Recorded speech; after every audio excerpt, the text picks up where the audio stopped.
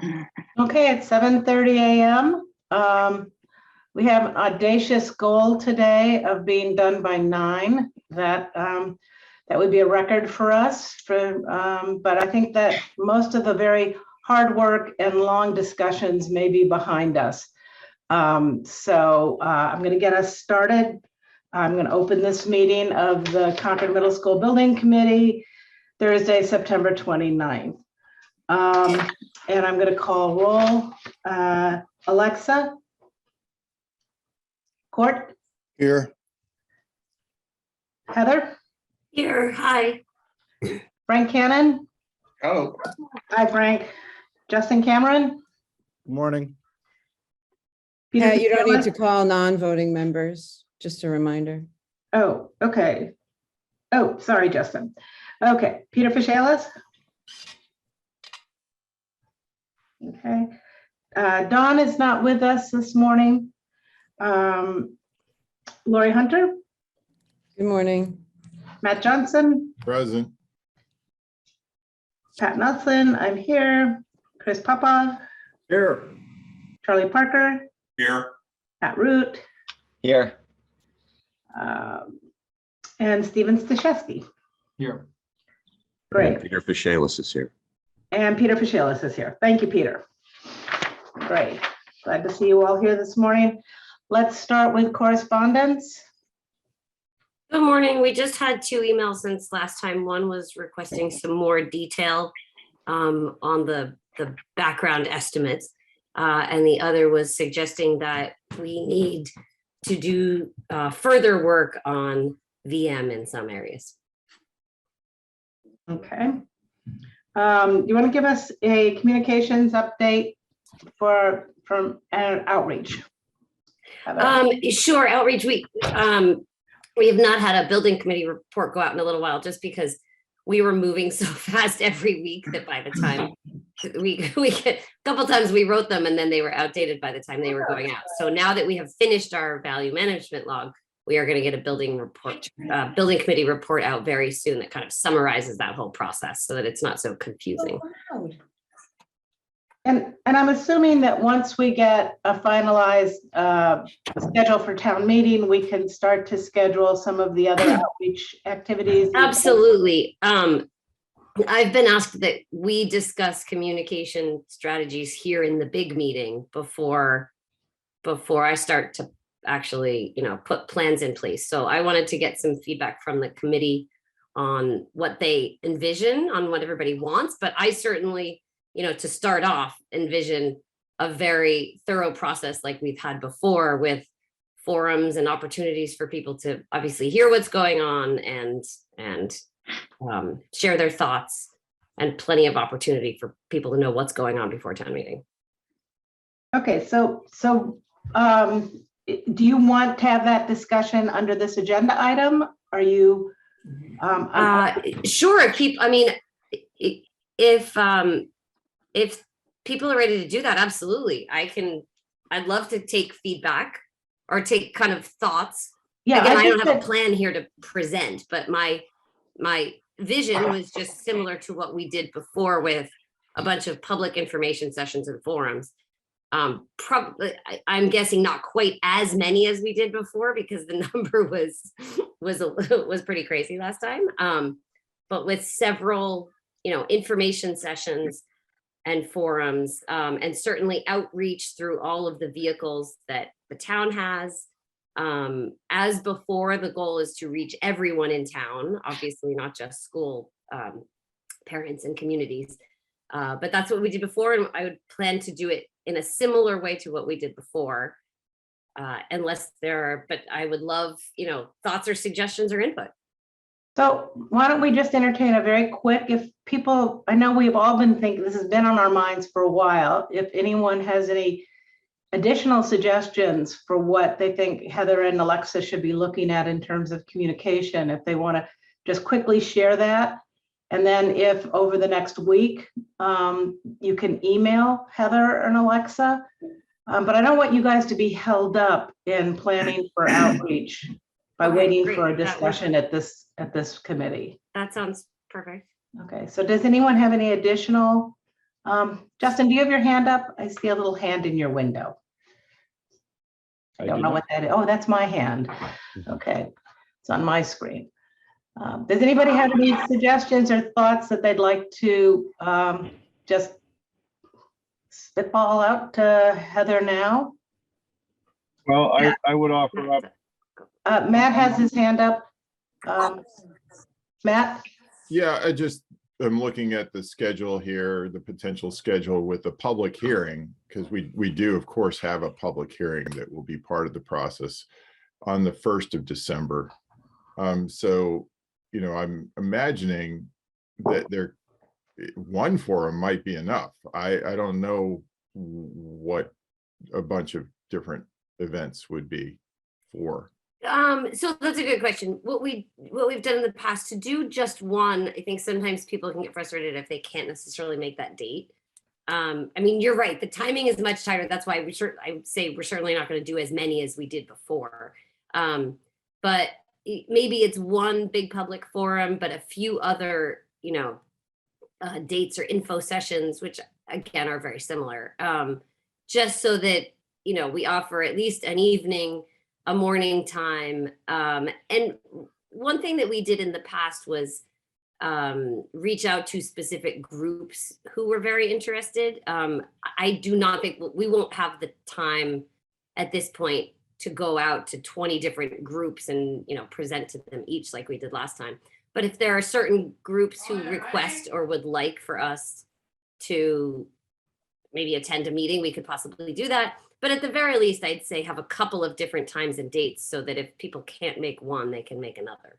Yeah, because I would say that if you think about it, this is more or less the building still that was presented to the right. There's not much. Right. It's really not a as financial issue for the most part. Yeah, we did all of this very painful value engineering, and we have been through a long process that we need to explain to people, but I think really it's all about money fundamentally.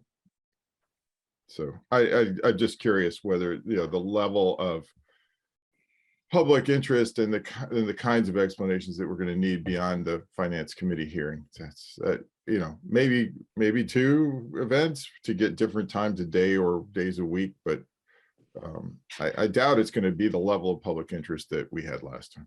okay. That's good. feedback. I raised my hand. I would just a little bit disagree with that, Matt. I think that it's going to be really important that the community understands how these numbers have changed. I mean, we've been so baked in this, but I think that for the community to have an understanding of the escalating costs and then the value engineering that we've done so that they understand what's behind the numbers. So Heather, not to further burden you, but I think definitely trying to reach out to those communities, the Council on Aging, the sort of not the usual suspects who are more aware of this would be really important, and being able to articulate what is behind this special town meeting asking for more money is well, really and I do agree that it really also matters on the amount, right? If it comes out being $3 million versus if it's 11.2 or something, then that's a different scale. Yeah. Alexa. Yeah, and I'm more in alignment with Pat. And I did feel towards the end last year, actually this year in January, throwing together a series of Zoom coffees is, I thought was really, correct me if I'm wrong, those of you who helped out with these, was really turnkey easy.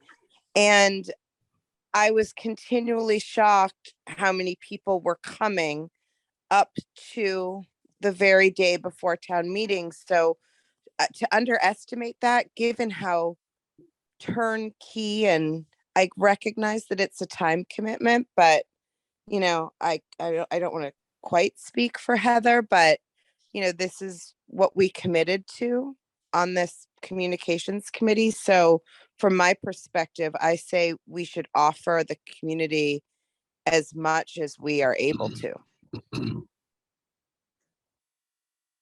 Any other comments? For, Pat, I think Court was trying to say something. hi, Court. yeah, hi, I'm on the phone, a little compromised with my communication today, sorry. Oh, that's okay. I would hope that we're mindful that it's self-evident that we are promoting the new middle school and that the sessions that we conduct, however many, are not a sales pitch, but really an information. Yes, I agree. Okay. You know,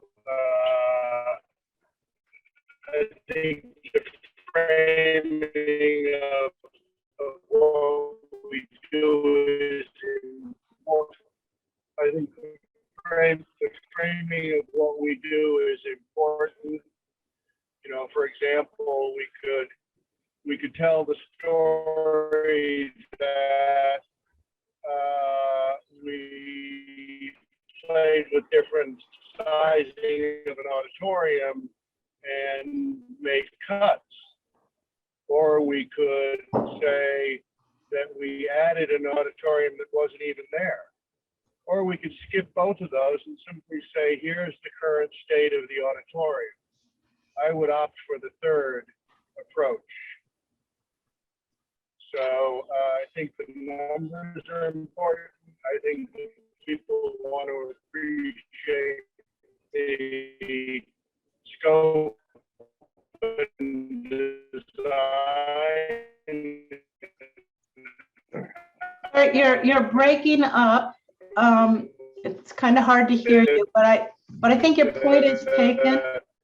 Current and future needs, and the rest, I think, should largely speak for itself.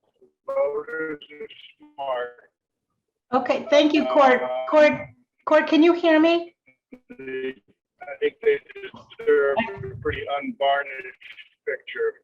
Okay, Thank you. thank you, Court. Yeah, I said my piece, I think. Thank you. Yeah, point taken, point taken. Yep, and I just want to weigh in there on what I completely agree with Court, that we have to make sure that we are not selling, and that is always our role. We as a building committee cannot advocate for a certain vote at a town meeting. So our role, like he says, is informational. Yeah. The one piece that I would say is that in terms of history like that, you know, his example, Kurt's example of the auditorium, is that as opposed to just this is the size now, I think people are going to want some background on, well, what have you looked at and what did you change and what did you consider changing that you didn't? So I think in all instances, not just the auditorium, we're in that presentation itself.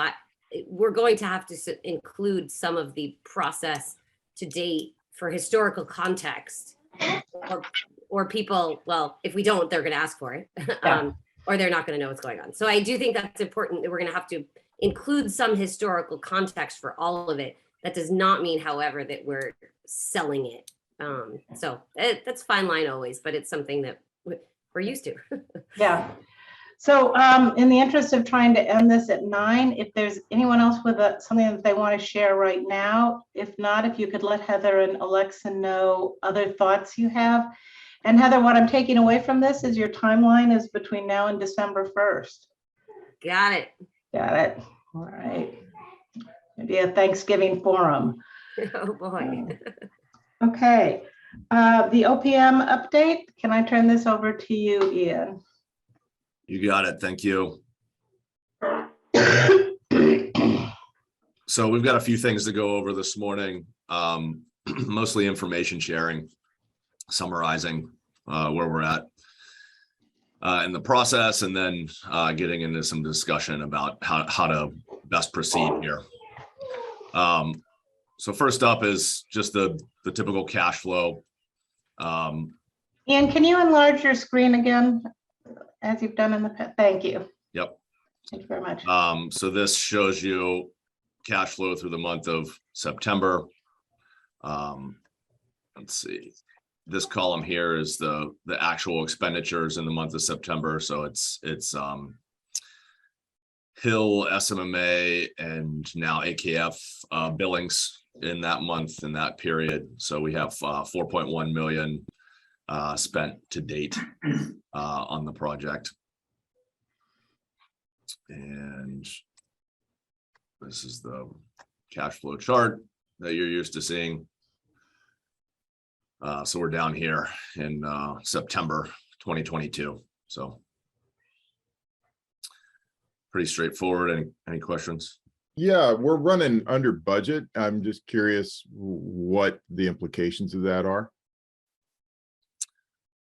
There's no real implications to it. It's just a difference between assumptions and how we thought billings would take place and how they actually took place. But do over you time. think that, I mean, this is $600,000 difference now. Do you think that that money is still gonna get spent, or we're just gonna end up under budget at the end of the process? The way that we typically project these out is that we project it out so that the money is spent through whatever the budget is. So I guess the answer is that it will pick back up to the point of spending. And am I to understand this is really a timing question, that you've projected a month by month budget, but there may be bills that come in at a different time than you expect, and that it's not so much that we're going to be saving 600,000, although maybe at the end of the day we will, but right now we couldn't predict that. Well, I'm just thinking maybe we overestimated the cost of this phase of the project. That's all. You know, it's just like other, I mean, it's not like we took value engineering, but it was just an estimation variance. That's right. Yeah, I guess that's what I'm trying to communicate, is the variance between what we estimate and what the actual cost is. Yeah, I mean, it's good news generally, but I guess we can't, what I'm wondering is we can't bank it like we could. Those are bank- committed, so to clarify, maybe those are committed funds. They're already contracts that are signed. And I think one of the things there Okay, is so probably it's getting not even it's not our money at No. this point. Okay, got getting it. the commissioning agent on board a little later than we expected might be part of that delay Yeah, that they this haven't is the wrapped up. nature of my question was, you know. Yeah. All right. Yeah. Any other questions?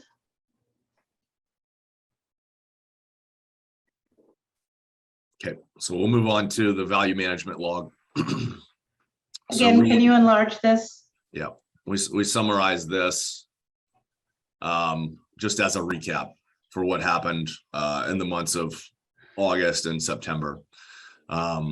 So at the end of the day, what we have here are all the items that were reviewed by the committee. And they were put into one of two buckets. They were either accepted or rejected ultimately. So we went down through and summarized all the decisions that were made in the various meetings. So everything that was accepted is in this column. Anything that was rejected was put into this column.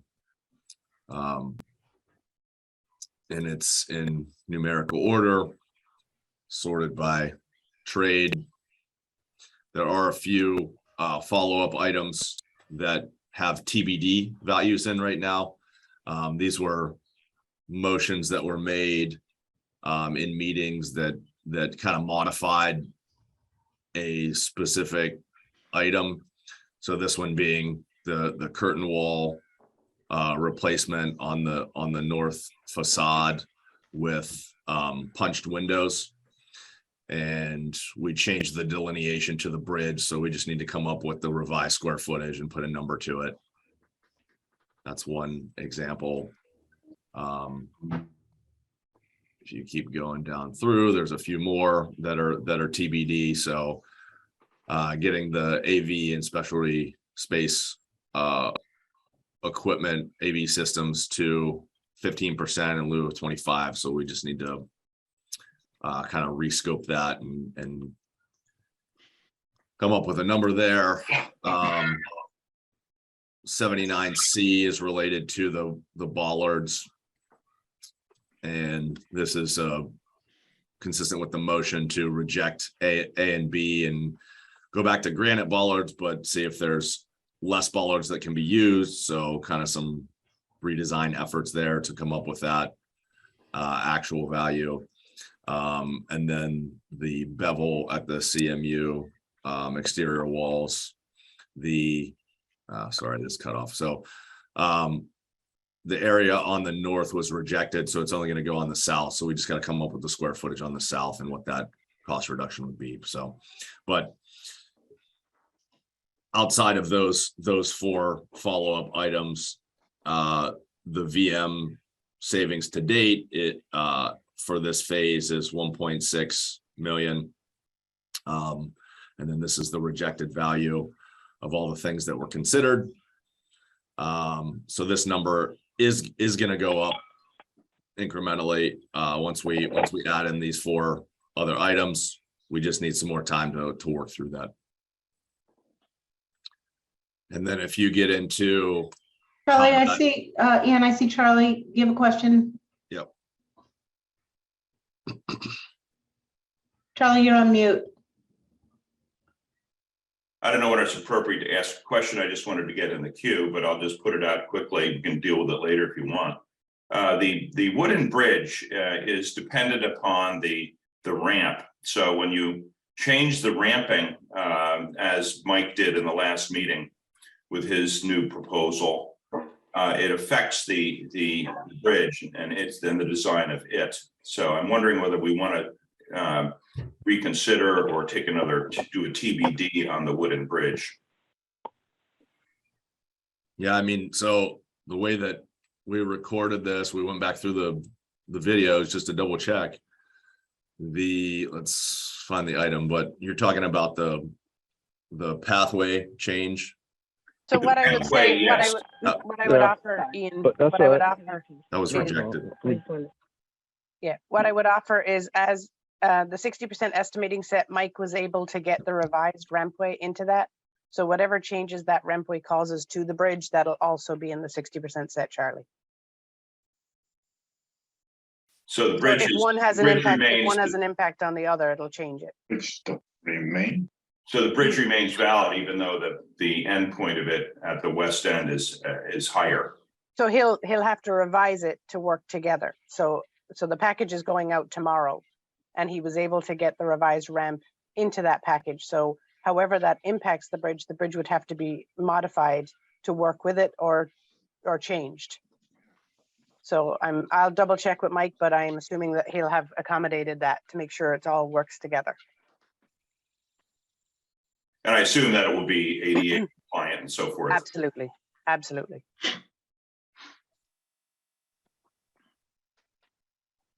Thanks, Charlie.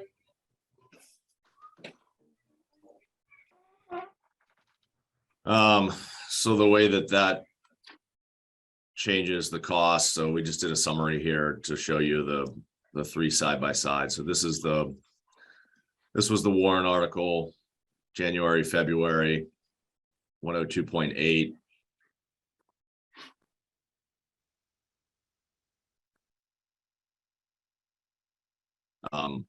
This is where the design development estimate projection came in at 86 million for the construction. And then when you run that through, it's 108.4 million. And then as a result of value management, we subtracted 1.6 million. So we're showing this as the current cost, DD estimate plus VM. So you're at 106.6 million currently.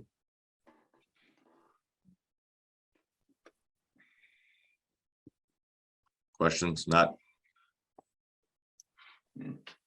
Matt?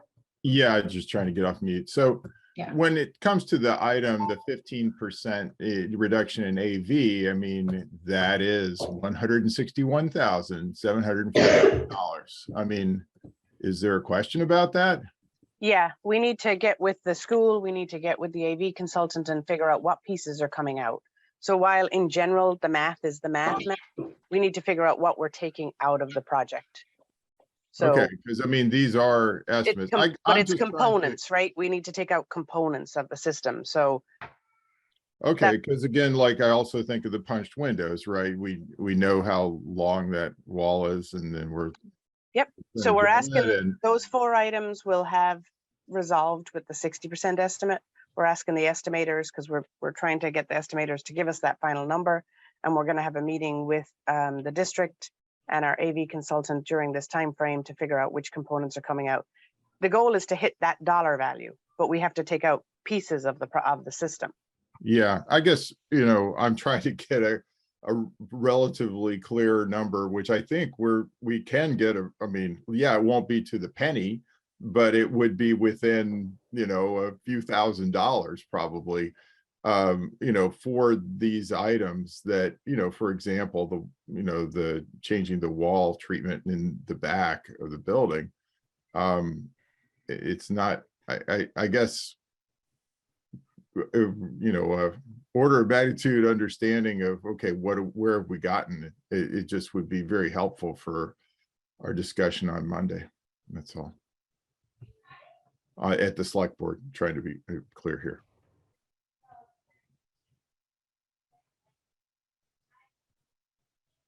Ian, I think we could probably work on an order of magnitude. It'll be a plus or minus. Okay.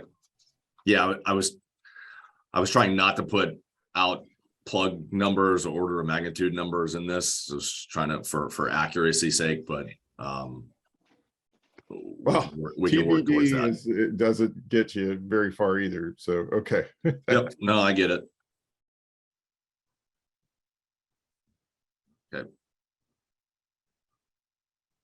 So the next thing on the agenda then was just the scheduled discussion, kind of walking through where we're at and where we need to go here. So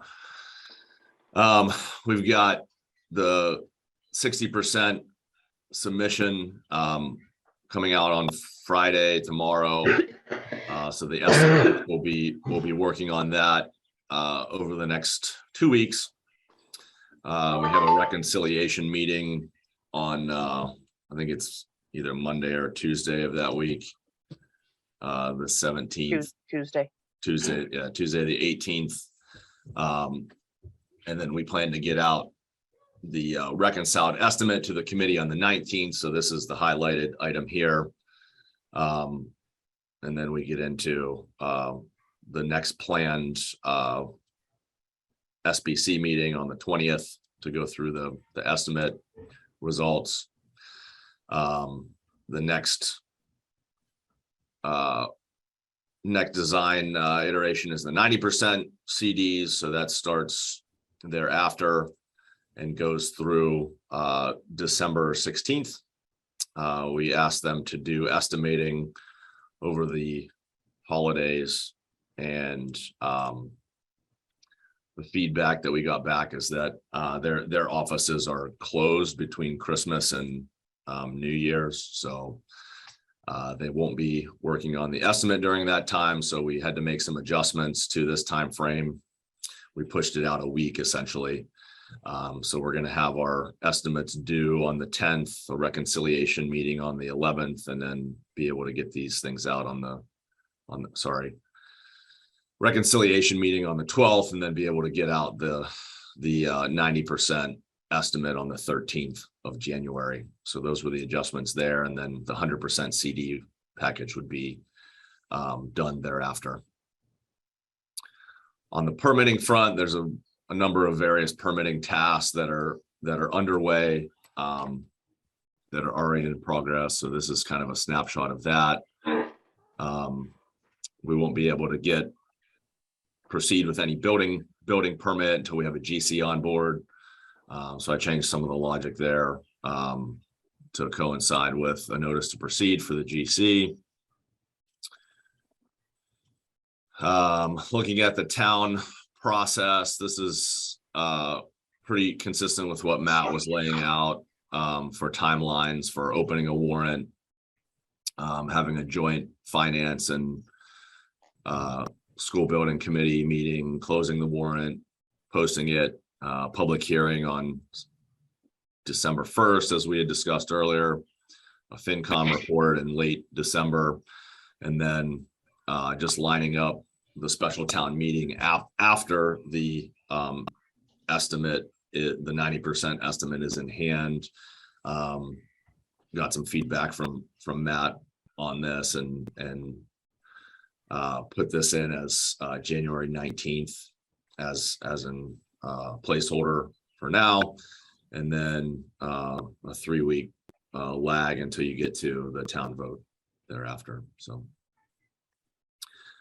other things that we would like to start, or we need to start in preparation for bidding the project, is pre-qualification. So the way that we're laying this out is after the 60% estimate is complete, we would start the GC and subcontractor pre-qualification process, which would start in November and run through early February, which would allow us to have our final pre-quals, all of our contractors lined up for bidding by early February, and then bidding would start towards the end of February, early March.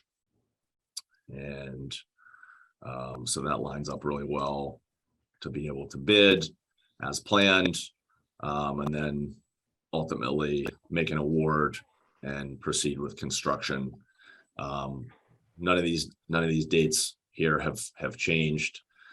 This is still maintaining all the same milestones for construction.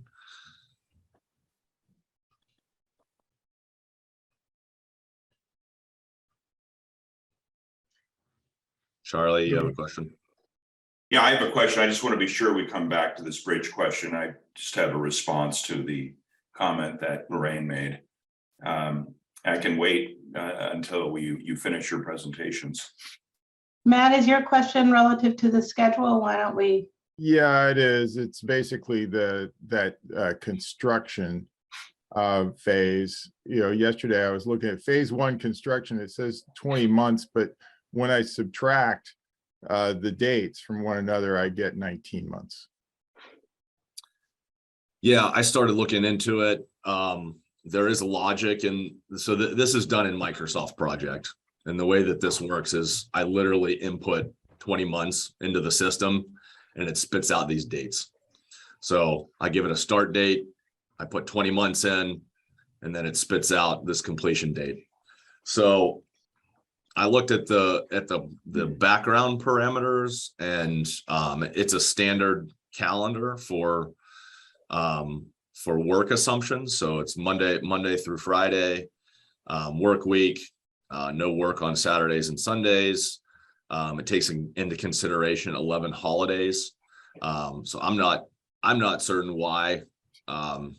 Yeah, because it comes out exactly 19 months, I think. So yeah. I just didn't know if, I mean, is the schedule, you know, okay, let's call it calendar months versus project months, I guess, you know, that's a good question. Yeah, I've sent this off to our scheduler Okay. to see if he can play around with it, figure out why it would be doing that. So he was going to do some investigation and get back to me, but it's a good question. Yeah, a lot of assumptions depend on it, I think, at the end anyway. Yeah.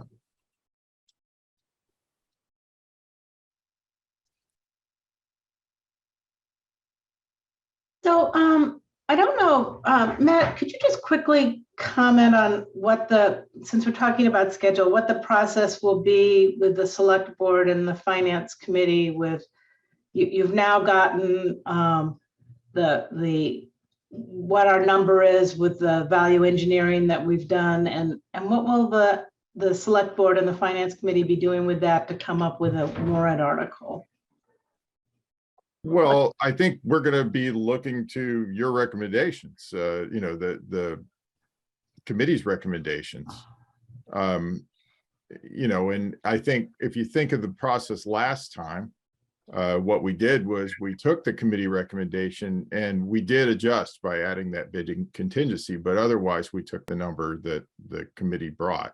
So while I can't say exactly what the select board will decide that they would like to put in there, I think that it is likely to be either the thing that the committee recommends or something close to it. So the committee has recommended at this point, I think, Well, 115 million. 115 million, right? Yeah, and I think that the sense we have is that, well, what will the 60% estimate say? Will it say that, oh, that's, you know, a way worst case situation, and maybe we can bring it down to make it less of a potential concern to the public when they get their, you know, warrant in the mail? Or do we leave it at 115? Or I don't know, you know, in the worst case scenario, because it would appear if the 60% estimate came back really high, do we put in a higher number? Because otherwise the project wouldn't be viable, or you know, the committee decides, oh, well, we need to make further cuts. I'm holding it back saying what we'll do, because I think that there's more info to come before the warrant gets issued. Okay.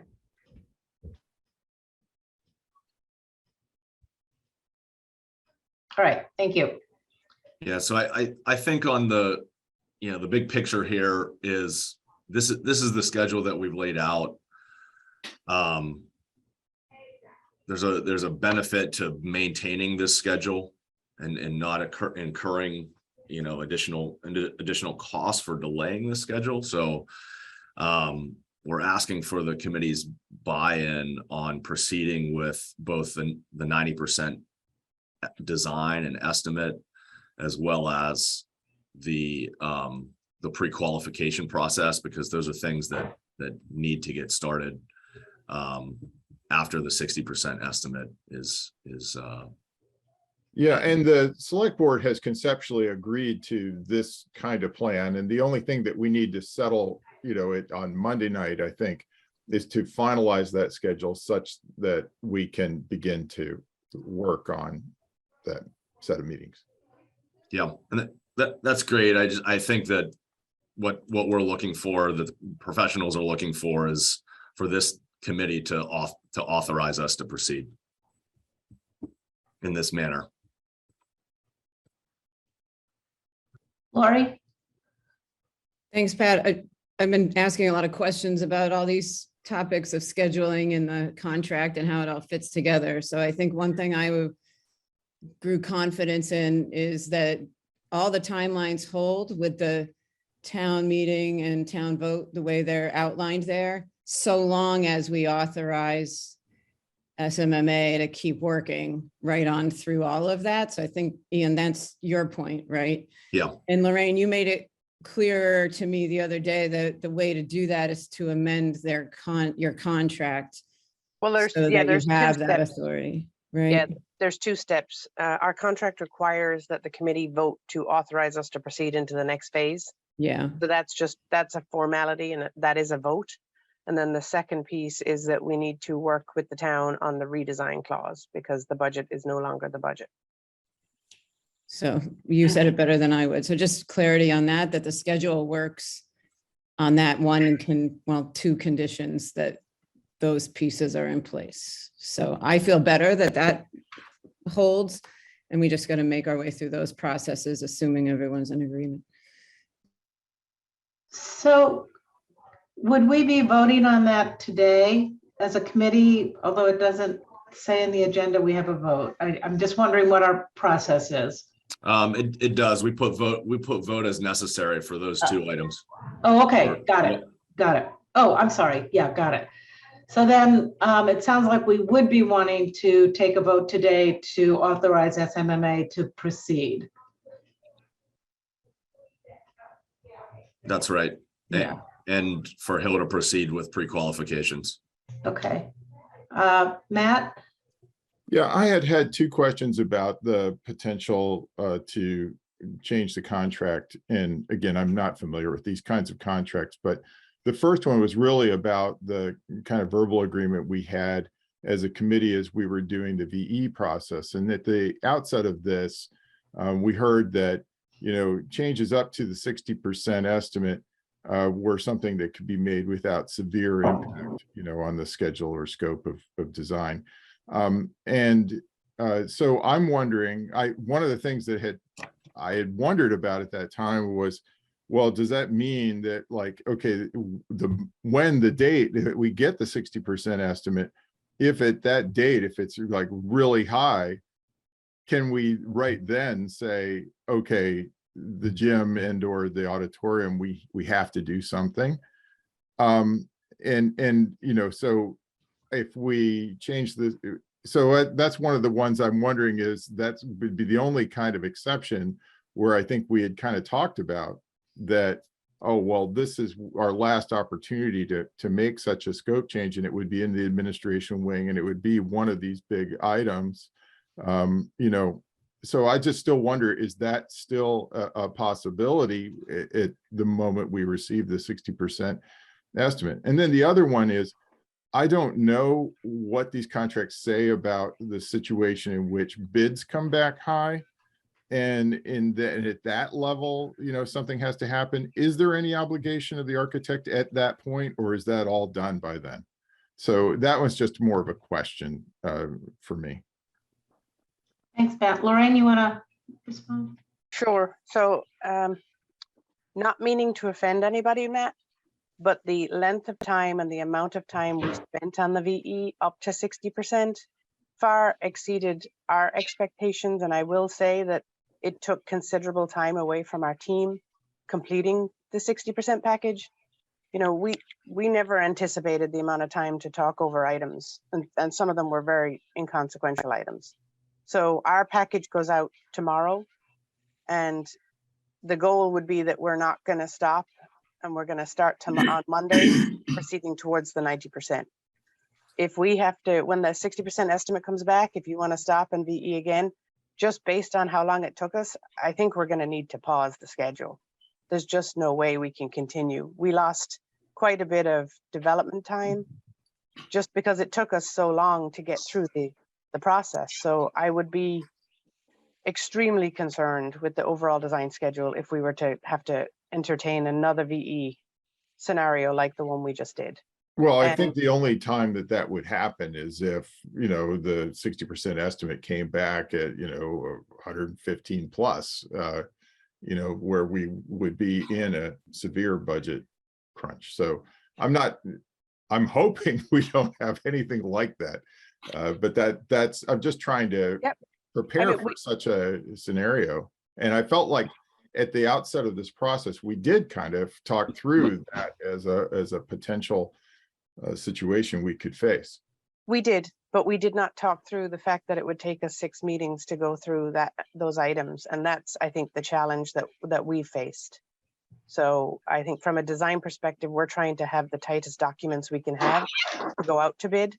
Tight documents mean, you know, smaller change orders. There's never no change orders, but that is the focus. And I just never anticipated we would spend that much time on items that cost $10,000, to be quite frank. And, you know, shame on me. I'll take the responsibility for that.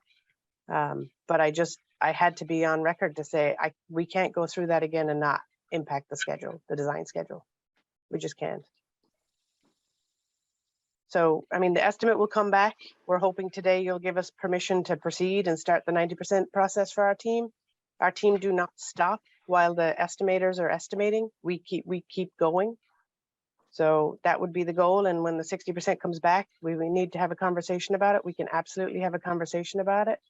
But I think if we have to open the VE discussion again, then I will have to talk about, you know, a time frame and how that might impact our design schedule. I'm trying to be honest, and you know, I put us out there to wait for the 60%, Matt, but I never anticipated the process would take so long.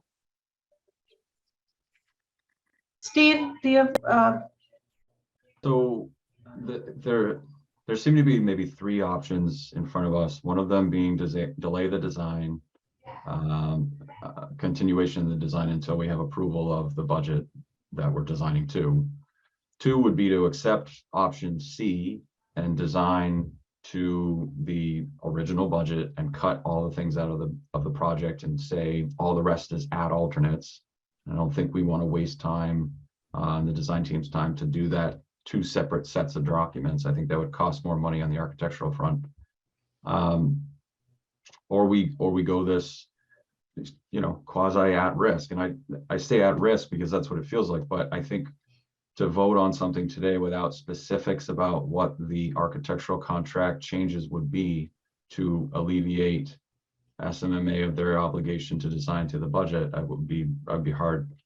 Could Lorraine or someone on the professional side explain what exactly the changes to the architectural contract would be to require you to continue on alleviating any risk today, but still keeping the town's best interests in mind later on when the 100% CDs come out? Do we just change the number and everything else stays the same, or what? So that's one way of doing it. You could change the number. Our contract says designed to a budget. We are not at that budget. So we couldn't get to that budget through VE. It is not up to us to take out scope to get to that budget. That's what the VE process was for. So right now we're in a pickle where we are not designed to the budget. We are designed to the decisions that the committee has made. So it's either changing the budget or relieving us of the design to budget requirement. Because we can't do both right now. And so is it as simple as that? Your contract states, this is the project, this is the scope, and it has an actual number, and that number is, if we were to change that number, that You would I'm need to just trying to revote better your understand budget. exactly You what need to would change revote your budget. in this committee or townwide. Okay. Yeah. Could you show us the page of your contract that shows that number? No, it doesn't have a number. It has two budgets. So let me find it. And the budget was set at schematic design. So it doesn't plug in a number. That's why I'm saying you voted the budget at schematic design. So it uses the term to budget.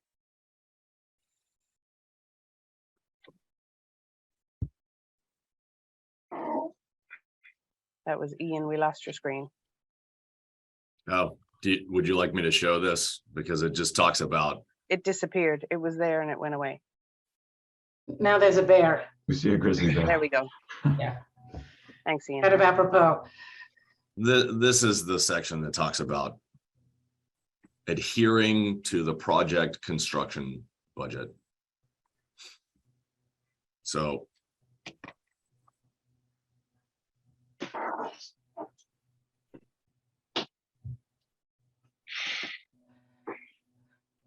Heather, Charlie, you had your hand up before Heather, so. Well, I wanted to come back to the bridge. I don't. want Okay, let's not go back to the bridge. If this is about the Pardon me? contract. Yeah, no, I was waiting until the appropriate time to make Okay. a comment on the All bridge. right. All right, Heather? Yeah, on the contract, I just wanted to see, is there a way that we can word a motion such that we authorize them to continue forward and, authorize the town to renegotiate the contract such that it takes them out of this concept of being at risk and still protects the town? You know what I mean? Like, can we word something like that so that we can keep moving forward? I see your head nodding. Lorraine, do you have language that, Well, I think it has to be legal anyway. So I think we need to work with the town legal to work out the language. So it's Right, so I just want to make sure we can make a motion today that's worded in a way that allows everybody to keep moving forward. we'll need to work with town council to work on it. Addressing To Steve's be a concern, yeah. formal amendment to the contract that will need to be signed by the town and signed by SMMA. So we do need to work on language. Right. Is the project construction budget is a capitalized term? Is that somewhere in a appendix? It's in the definitions portion of the contract. The way this contract is written, it's a typical, it's formatted after an MSBA contract, Steve. So the first part, when we were hired for feasibility and schematic design, defines setting the budget. And that when that budget is set at schematic design, that is the construction budget. So that is the vote that was taken. So the number is not physically written into the contract. But it means the one that was voted at schematic design. we don't have the authorization to increase that or change the budget. So we need to change the language of this that relieves you of the obligation of meeting the construction budget during this time. That's the pickle. Yeah.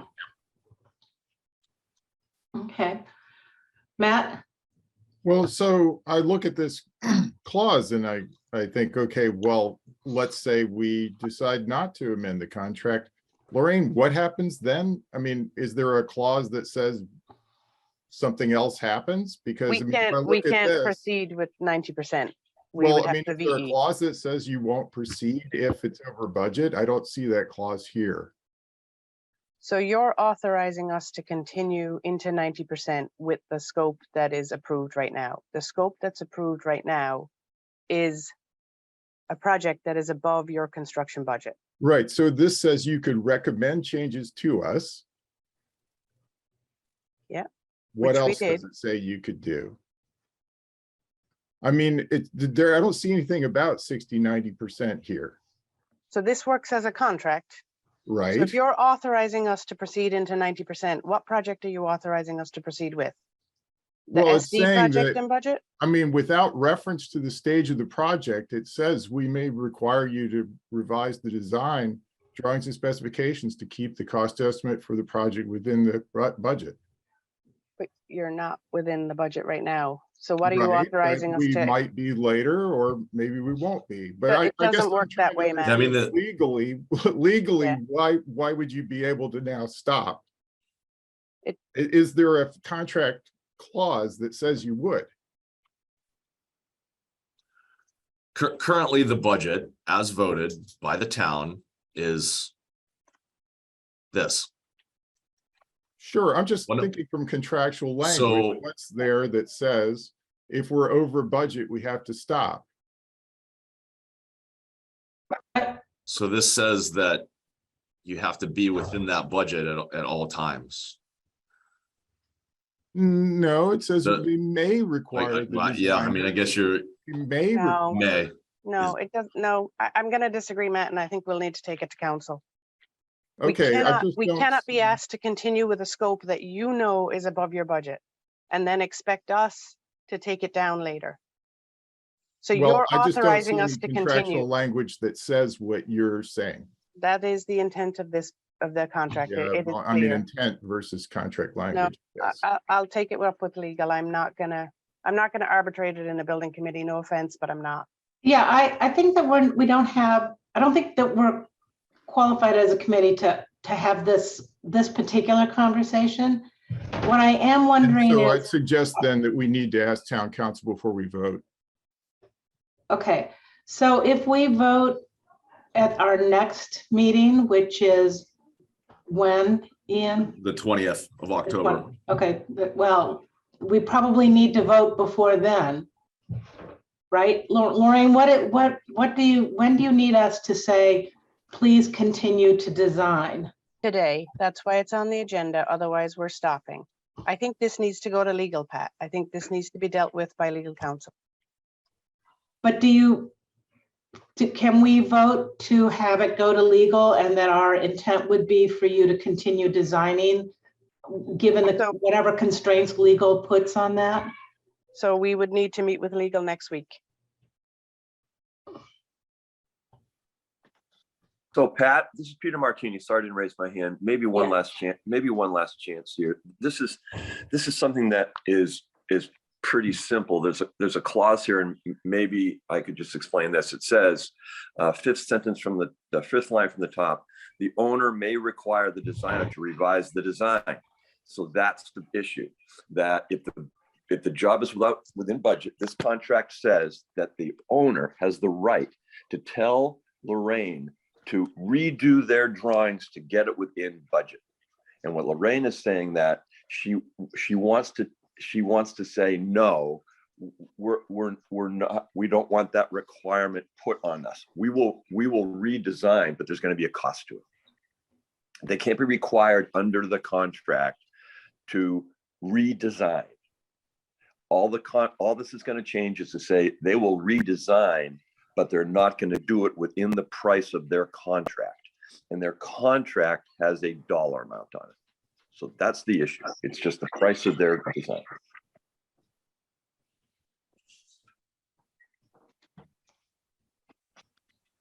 Heather? Can I try, are we ready for a motion? If I can word a motion? We can try that. I think that would be great. And then we could have some discussion and see if we can't figure out where Okay. we're going with this. And you said there are two different things. So should we first just do the authorization to continue and that's separate from the contract, or can it all be one vote? Do we need two separate ones? Do two separate votes. Just to be Okay. safe.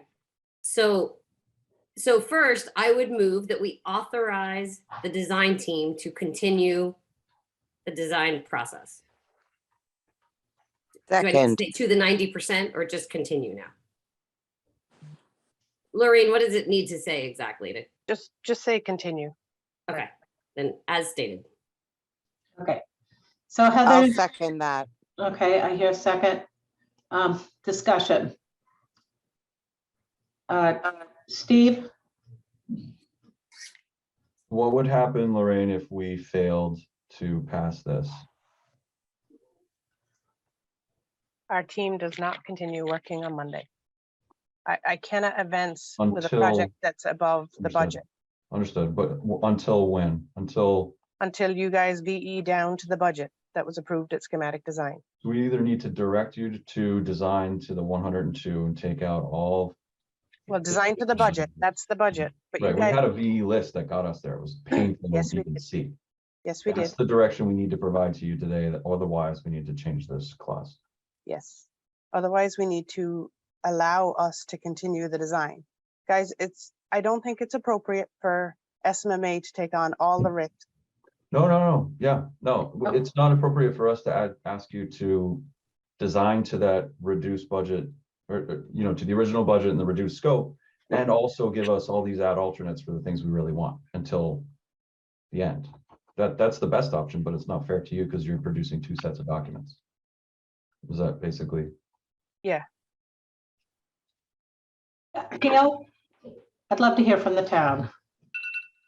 Thank you. Sorry, I apologize. I was having all kinds of computer issues, so if I get kicked off again, I apologize. To the committee and Lorraine, I did want to let you guys know we are actually working with legal counsel. Currently, we have sent it to them and are working with them on language. So I am hopeful to be able to get back in the next.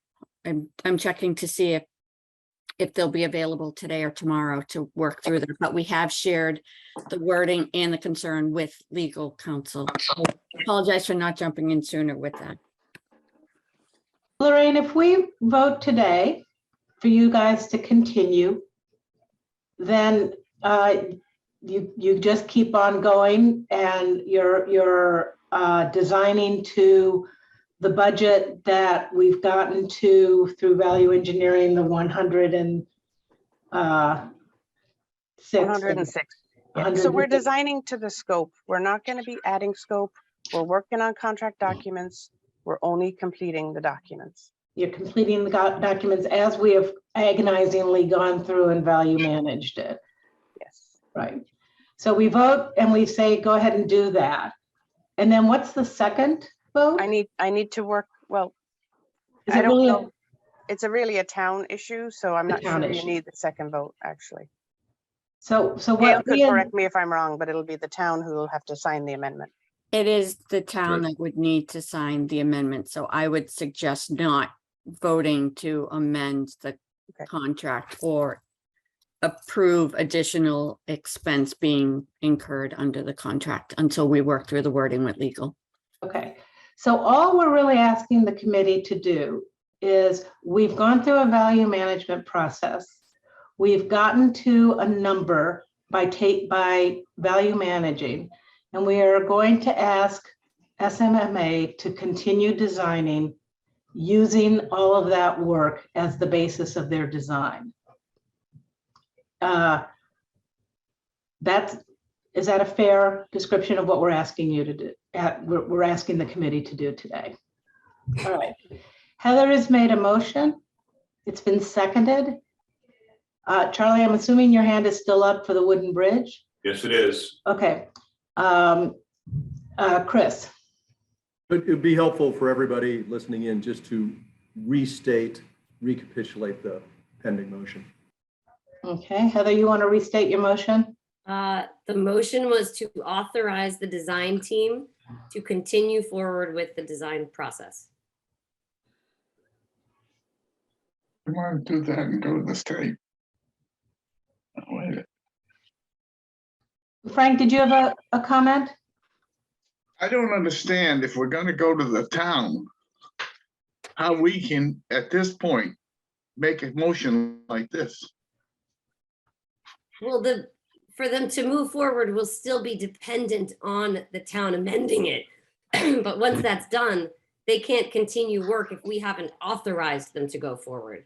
So both have to happen, and they're not going to do it without amending the contract, but we have to do this in order to allow for that to happen when the contract is amended. Did I capture that right, Hill and Evans? Okay, I understand it now. I didn't before. Okay, got it. Thank you for your question, Frank. Lori? I was wondering, Lorraine, is it helpful if the motion includes pending agreement in language per legal counsel? Does that keep you moving more if we do it conditionally on your agreement with them? Lorraine, you're muted. Sorry. You don't need to change it if you don't want. I mean, knowing that Gail has already started it because we had talked about it before, I'm okay working with the town to figure this out. Great. I really think that our job as a committee has been done. We've worked really hard. And I'm happy to leave it up to the town to work out the legal aspects. But what we need to do is to vote to either not proceed or to proceed with design, to vote on this. Matt. Yeah, I would just say that really this committee is not in a position to say anything about the contract, that it's the town that does the contracting. It's the town manager who has the authority for the contract. Our job is to decide what is the will of this committee. The desire of this committee is to proceed with the design. And if the committee wants to proceed with the design, we currently have a contract. Now, whether that gets amended to enable that process, that's up to the town. Okay. All right. Are we ready to vote? Okay. So all in favor? I'd like a little clarification if I could. Sure, Court. Mr. Johnson, is your point that our vote is moot, that things would proceed in any event? Is that your point? Well, I mean, I think that by default, the contract says that the architect is designing a building for us.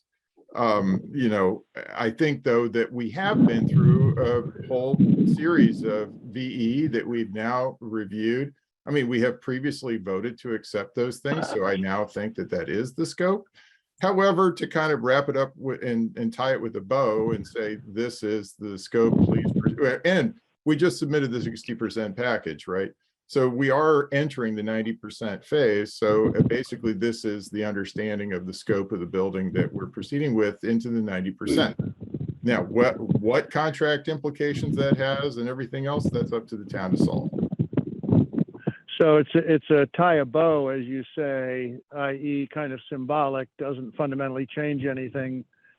The contract I don't think it does personally. Okay. I don't know what legal authority we have relative to a contract. Well, the contract, just so you know, the contract does require that you vote us to proceed into the next phase. So we cannot. It does? Is there another clause? Because there's language for every phase. Every phase requires you to approve us. Well, I think we should review that clause prior to taking this vote to see what. Oh, wait a minute. Matt, I think that my feeling is that that's excessive. I feel that if it has legal force, I feel that this is, well, the town council will deal with the legal aspects of it. But I trust that there is an expectation that this committee will do work and work with our architects. And at the end of each phase, we'll say, yes, keep going or don't keep going. And all we're asking is to make that vote at this point in time. The delay by reviewing clauses just seems to me to be excessive right now. I found it very illuminating to read that clause about design at risk.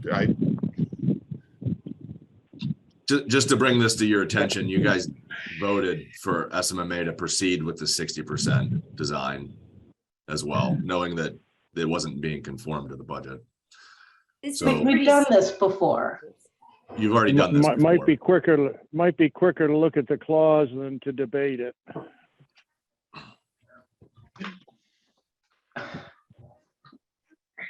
I'm happy. Alexa, Can I just call the vote? I move to call the vote. Is that appropriate? I'm assuming you can move to call the vote. I'm happy to move to call the vote. And if enough people want to not vote now because they want to look at the clause, that's fine. But I think that we have enough information that we can call the vote. All right. So Heather, restate your motion.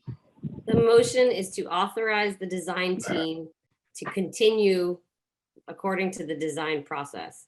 And I will reiterate with that we've done before. This is standard in terms of the contract and the process. This is what we do at the change of each phase. And it's what we've done before. So I'm very comfortable with it. It's the only way to move forward. So all in favor of that, we'll say yes when I call the roll. And if you're not in Isn't the favor- motion on the table whether to call the vote? Yes. Does that get debated, Matt? I don't know. It's not subject to debate. It's just voted. Okay. Oh, then I'll second the motion to call the vote. All right. All in favor of calling the vote? Alexa, Yes. Court, No. Heather, Yes. Frank, Yes. Peter, Yes. Dawn is not here. Lori, Yes. Matt, No. Pat, yes. Chris Popov, No. Charlie Parker, No. Matt Root, Yes. and Steven Stashewski. Yes. Okay.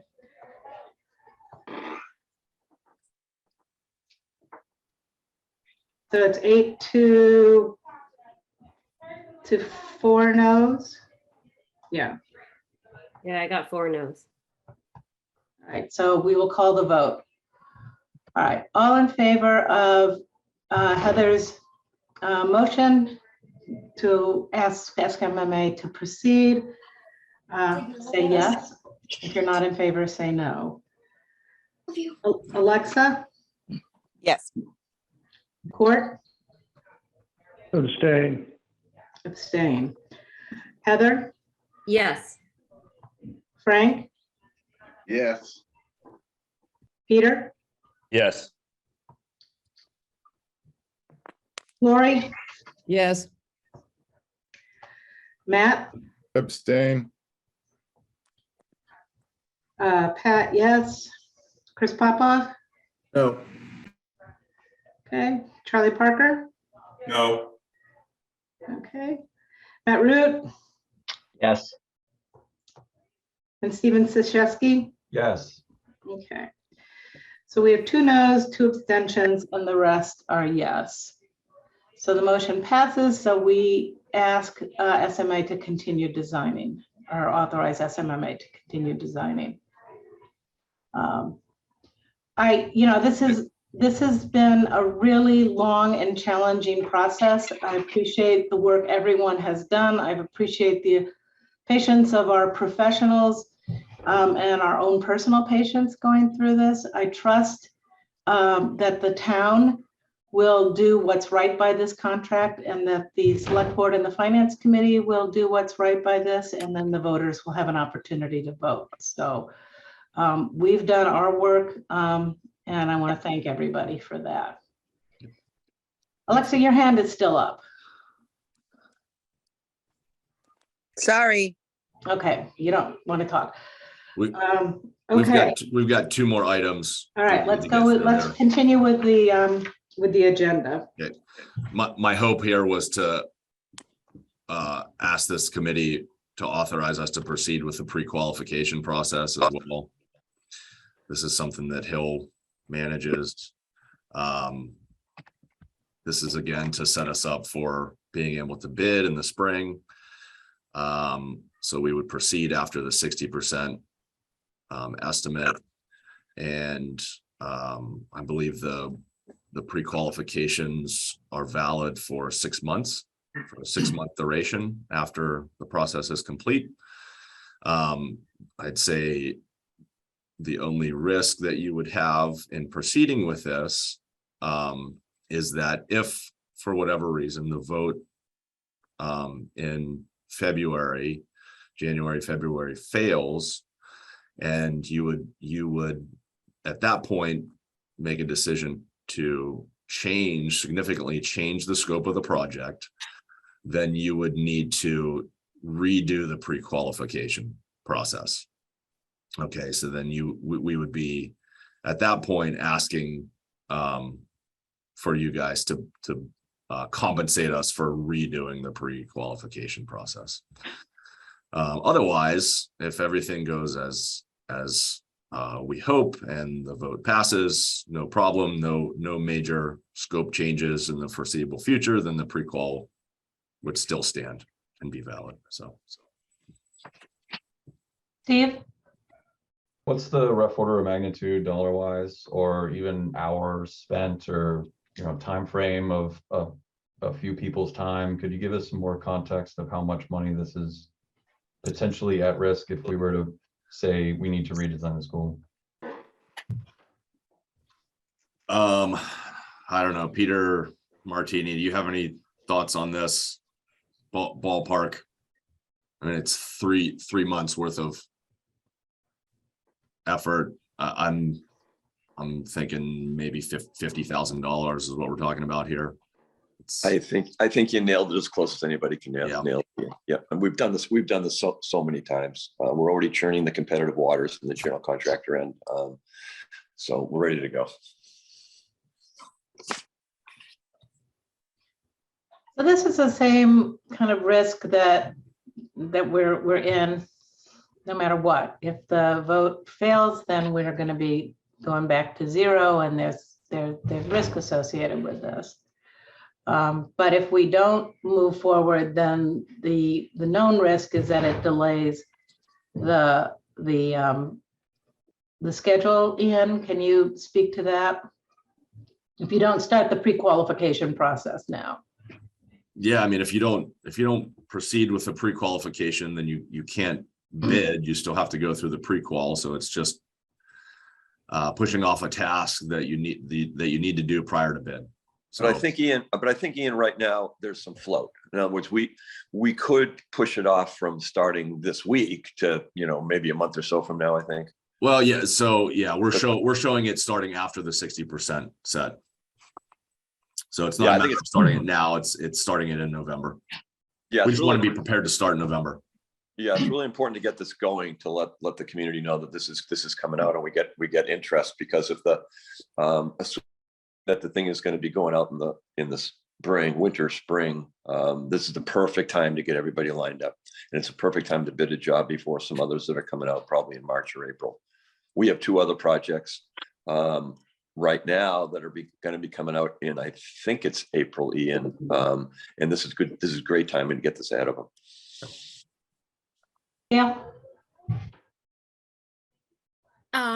Sorry to jump in again, Ian. I would like to add this to the list that we're going to talk to legal about. So does this need to go out today, or do I have a couple of days to work with outside counsel on the wording on your contract as well? I just want to make sure the town has all of its ducks in a row so we can address.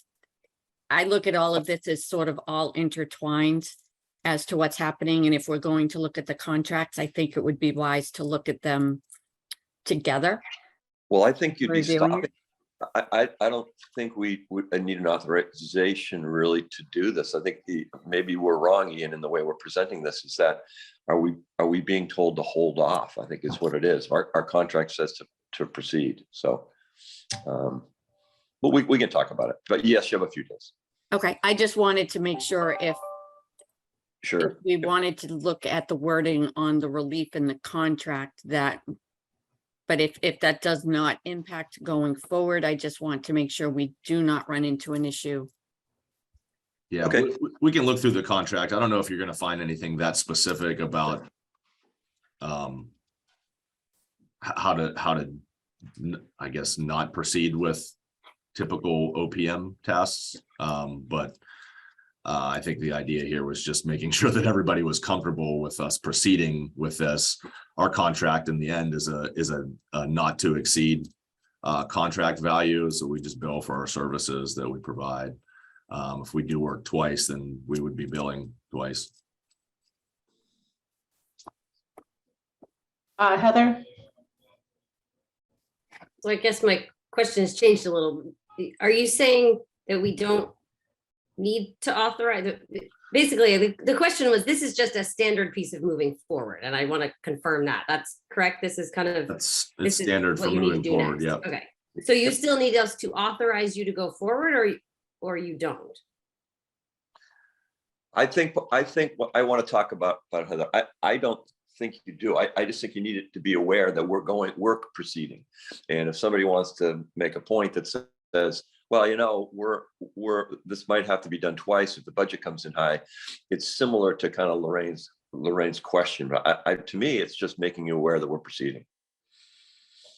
Okay. And this is basically in our value management discussions, we all agreed to this process of, okay, this is our number, we need to move forward. Exactly. Yeah. So it's all part and parcel. When we talked about it earlier, some smart person, it wasn't me, around the table said, hey, we got to start the proceeding, or should we not proceed with the qualifications? And I said, well, that's a good point. We're just going to make sure everybody knows we're proceeding with that. This isn't a major cost. If we have to do it again, I can't imagine we're going to ask for some sort of amendment to our contract. I don't think it's going to happen. So I just think we're making you aware we're proceeding. Okay, so no motion needed. It's just what you're doing to do what we've basically all asked you to do already. Right, Ian? I would think that. Yep. Yeah, Thanks. I think that's fine. We just, again, wanted to flag it as something to understand as a committee. Otherwise, we will proceed as planned. Thanks. All right, so basically, no vote is really needed on this. You're just wanting to inform us, Yes. and, all right. Okay. Yeah, I think it's just giving you an understanding that there's another small risk out there with the way we're proceeding. What's the next steps with the pre-qualification process? Or is the committee going to be involved in any way? And what should we expect out of Hill in the next several meetings as an update on that process? And is there any expectation of the committee members to participate?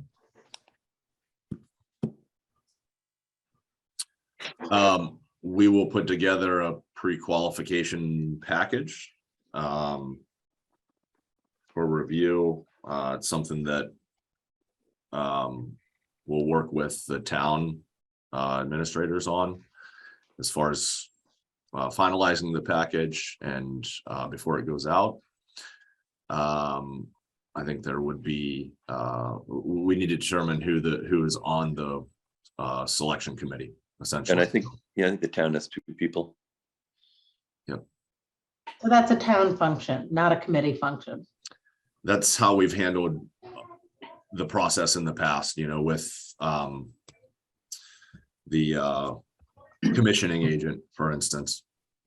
It was Okay. selection committee comprised of folks from the town.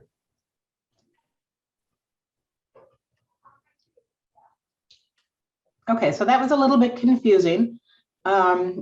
But it sounds to me like we've authorized the architects to go ahead and keep designing, And we're just going, and unless this committee were to rise up and say, stop with the pre-qualifications, the Hill can continue with the pre-qualification process.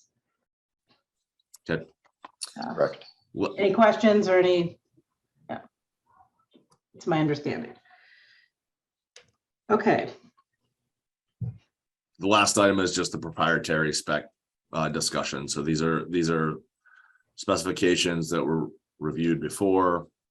Before you go to that, Ian, do we want to let Charlie ask his question? He's patiently waited. Yes, the bridge.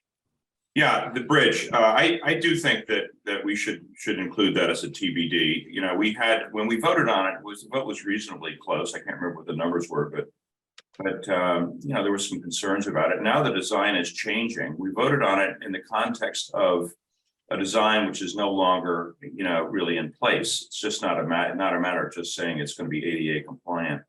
Thing is going to now be higher in the air and so forth. But we don't know how it's going to dump off at the east end.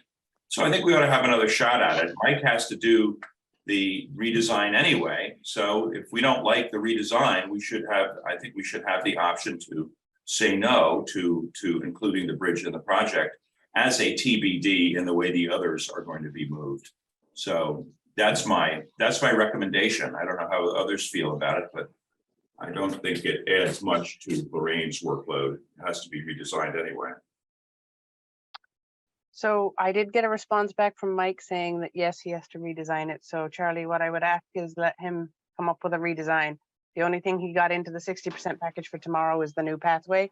So he has to work on that anyway. So I will bring whatever that option is back to the committee at the next meeting, but I need to give him a little time to work out all those grades. Yeah, that's perfect. I just think that at the next meeting, we should have a chance to reject it or accept it. That's and, fine. Based on the new work that Mike is doing. So thank you. Sure. thank you. Okay, the proprietary specification. Yep. So you may recall that many months ago now, it feels, that I walked you through after all the user meetings with town boards, there are certain items that we need to include in the project of which there are no competitors.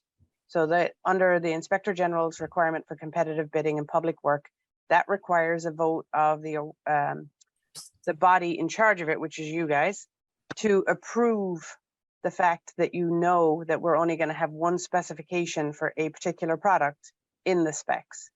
So it has to be a benefit to the project, it has to be a benefit to the town, and therefore that's why they require a vote, because they want to make sure you understand that we're going to be asking for a singular product.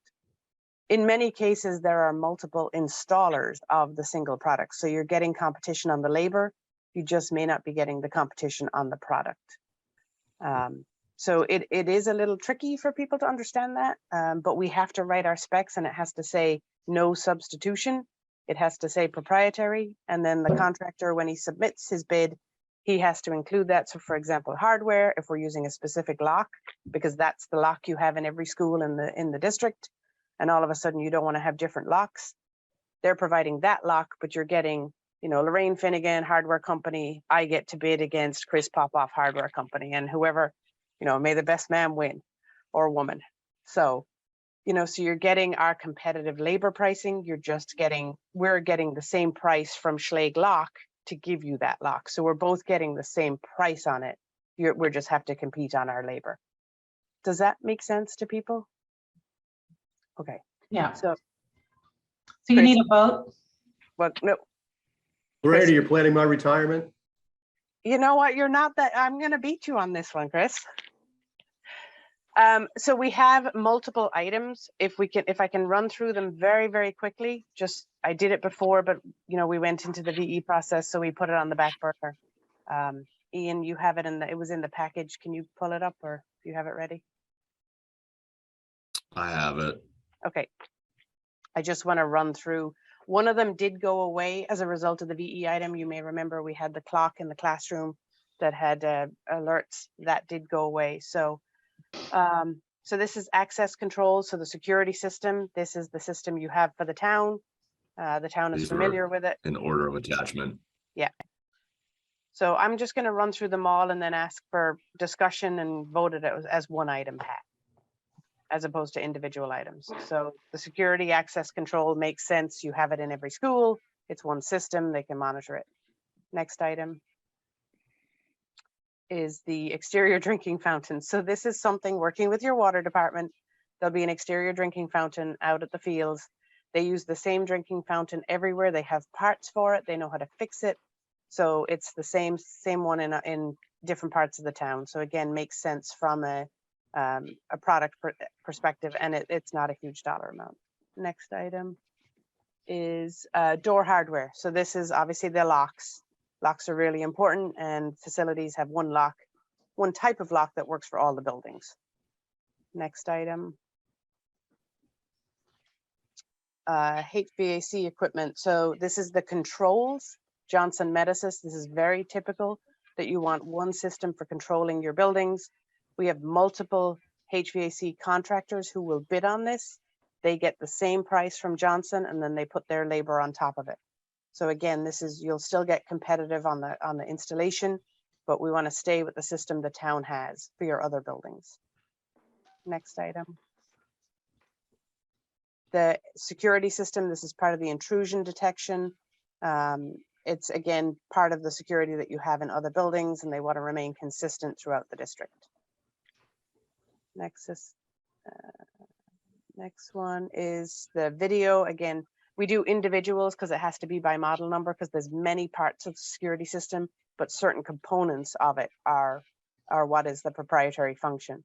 So again, this is just the video management, so the connection to C on the security system. Next item. Septic denitrification system. So as you know, we have a septic system working through with the town, with DPW and DEP. The nitrification systems that give us some of the best treatment, especially because of where we are in this aquifer zone.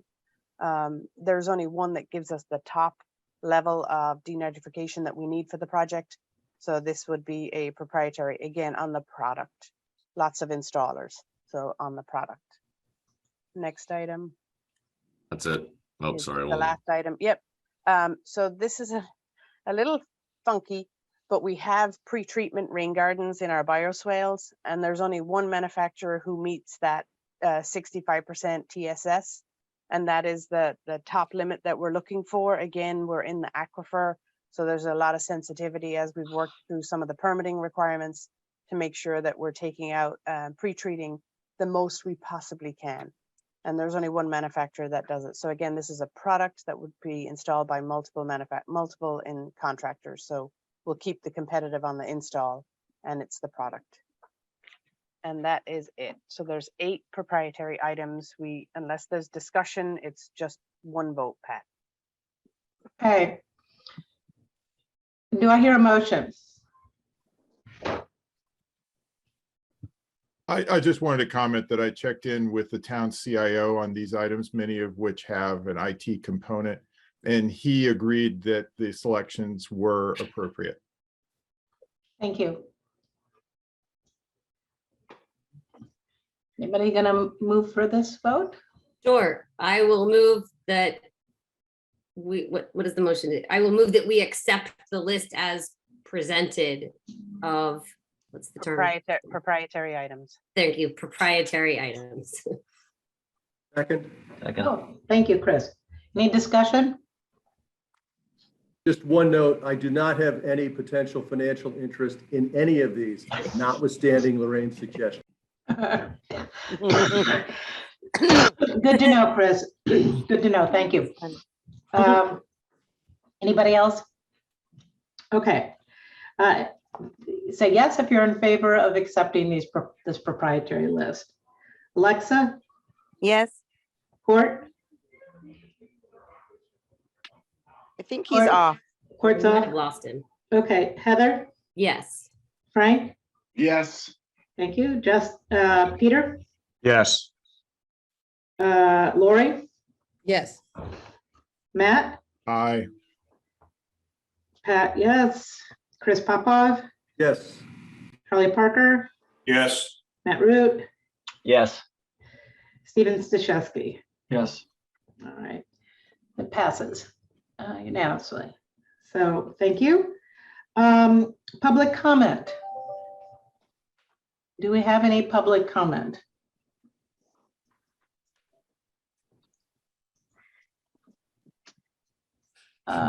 Dean Banfield. Thank you. I just wanted to put something out there on the table. I sent an email that was quite detailed to the select board. You were all copied on that. I feel as though there's about $4 million worth of highly technical items in our package that's going to go to the 60% level. And I feel as though the committee really ought to take a look at those, that there might be some opportunity for savings that were not presented to the community for review. And so I would like to see some work done there. In addition to that, I feel as though the whole parking lot design has been bandied about, and in large part just to discuss where bollards go.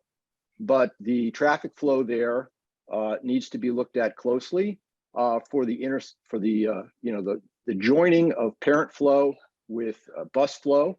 The drop off at the front door, you cannot actually drop anybody off at the front door because the sidewalk is at the front door. So all that conversation about how important the awning is, you can't drop off anywhere near the awning. You have to drop off in the run up to the awning. So I think that the parking lot needs to be looked at with an eye towards a distinct area that's adjacent to the building for parents and an area adjacent to the building for buses. This idea that there are these alleys way far away from the building where these drop-offs occur seems kind of wild and crazy to me. So those are the things that I think still you're going to go to 60%. That's fine. But I'd still think that there's work that the committee should be doing and has not done. So that's my comments. Thank you. Thank you, Dean. Any more public comment? Seeing none, do I hear a move to adjourn the meeting? Oh, the next step. So our next meeting is, again, tell me, Ian. October 20th. October 20th. October 20th. Okay. Is that the presentation of the design Estimates. documents? Yeah. Yeah, okay. So I want to, could I make a comment? Yeah. At this time? Because we've proceeded through schematic design and all of design development and all the way through 60% construction documents with probably years worth of discussion about how this building fits together. The review of the 90% construction or 60% construction documents that we'll see now is another opportunity for us to look at things such as how many cameras are in the parking lot and the IT infrastructure. So the comments, if you look through into the facts that were presented from the community, I think we should encourage the community involvement in reviewing the construction documents that come out and having their feedback on things like that so that we can discuss them in this forum. I look forward to those comments, and I'll be taking a look at the construction documents specifically to those items as well as others so that we can bring comments to the presentation at the next meeting. But I'll repeat what I've said before, and I've heard others say, is that we are well into design of this building and large scale changes and value engineering. We're well beyond that point. We've decided as a group what we're designing, what we're building, and the level of detail is much greater. We know exactly what security system we're going to be purchasing, but we can't change the fact that we have a security system. And so that's the type of commentary I hope we can discuss next time. Very finite details next time, because that's what would be appropriate at this level of the design. And it sounds like, Steve, you're encouraging, and perhaps this is a message to Heather and Alexa, to publicize or make sure that the public knows that that's what we'll be discussing at our October 20th meeting for those of the public who are interested in attending. Matt? Duly noted. Thank you. Yeah, I guess along similar lines of comments on the documents, I'm curious if AFK has issued any kind of official CX comments on the design and if those can be shared with the committee. They have, they commented on the previous design iteration, and they are also preparing specifications for the 60% set. So those have been sent to SMMA at this point for to put it into the package. They'll And do they the will same. also, they'll also do the same with this package, right? Exactly. Yep. They'll do the same type of design review for this package. And can you remind us who that is? That's heard the a series of- commissioning agent, AKF and AKF. SGH. The commissioning agent. Okay.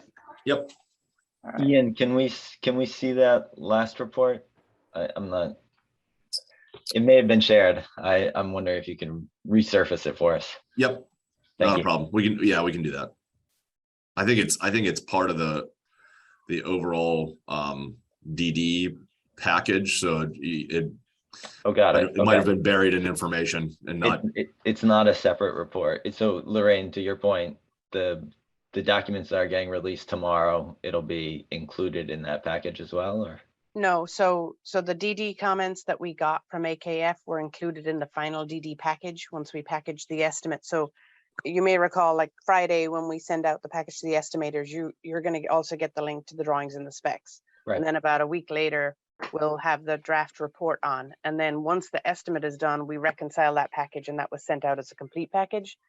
So we can resend the link to the full complete DD. Their comments and our answers are in that.